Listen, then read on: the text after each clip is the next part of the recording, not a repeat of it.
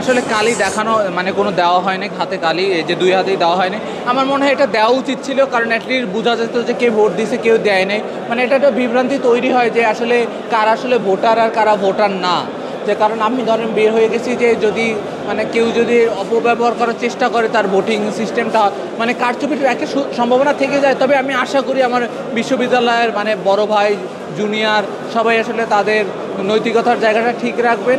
তবে প্রশাসনে আমার মনে হয় যে যে হাতে কালির একটা ব্যবস্থা করা উচিত ছিল। দীর্ঘ 33 বছর পর জাকসু নির্বাচন অনুষ্ঠিত হচ্ছে। আমরা এখন একজন ভোটার হিসেবে হচ্ছে আমরা ভোট দিয়েছি, কিন্তু আমাদের কোনো এখানে আইডেন্টিফিকেশন মার্ক নাই যে আমি ভোট দিয়েছি।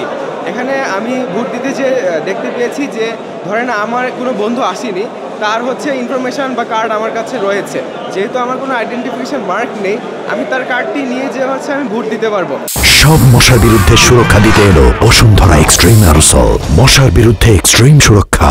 কারণ প্রশাসন বুঝতেই পারবে না যে আমি আগে এসেছি কি আসিনি, শুধু তারা হচ্ছে আমার আইডি কার্ডের নাম্বারটা দেখবে, নাম্বারটা দেখে আমার নামটা দিয়ে আমাকে ব্যালট পেপার দিয়ে দিবে। সো এই ব্যাপারটা নিয়ে আসলে প্রশাসনের ভাবা উচিত ছিল, যেহেতু হচ্ছে কোনো আইডেন্টিফিকেশন মার্ক রাখিনি, তাহলে এখানে একটি সন্দিহান থেকে যায় যে আসলে কতটা বৈধভাবে ভোট গ্রহণটি চলবে।